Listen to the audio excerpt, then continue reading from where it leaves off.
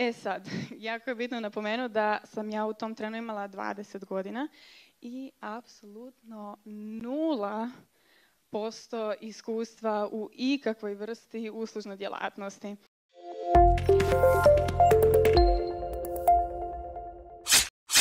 U mojoj osnovnoj školi nisam baš imala neko društvo, nisam imala ekipu sa kojom sam se družila i otkrila sam svijet YouTube-a i YouTube videa. Ti videi su meni predstavljali neki bijeg od realnosti i da ja želim biti isto nekom taj bijeg od realnosti kako su meni ti YouTuberi bili. E sad, nisam bila toliko hrabra i odlučila to krenuti sama.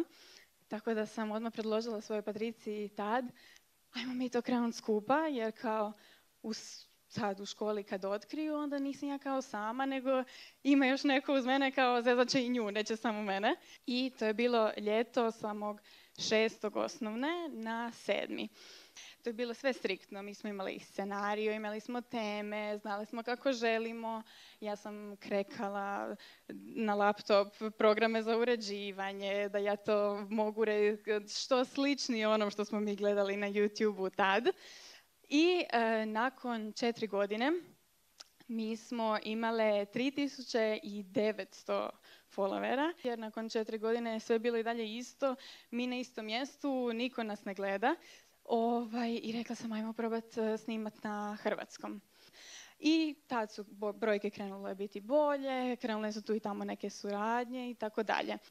Ja mislim da bi ti možda bolje to mogla sama, da bi mogla više, možda me ovo malo koči, ali opet me bilo strah i tako dalje. I negdje u 2. srednje sam počela snimati sama. U iduće godine u ovo vrijeme će meni biti 10 godina kako snimam za YouTube i kako sam objavila svoj prvi video, a sad imam 22 godine. Uvijek biti taj online prijatelj, biti ljudima bijeg od realnosti koju spominjem konstantno. I jedva sam čekala tih 18 da otvorim obrt, da napokon mogu raditi preko fakture, da ne moram potpisivati te ugovore. Sad, u mojoj glavi ja sam uvijek, ajmo nekako to iskoristiti kako taj novac nama još više novaca može stvoriti. I rodila se ideja o nekoj vrsti uslužne djelatnosti. Ideja je pala na beauty salon. Na kraju smo evo, u lokalu od preko 100 kvadrata koji ima i frizerske usluge i kozmetičke i nokte i apsolutno sve. E sad, jako je bitno napomenuti da sam ja u tom trenu imala 20 godina i apsolutno 0% iskustva u ikakvoj vrsti uslužne djelatnosti.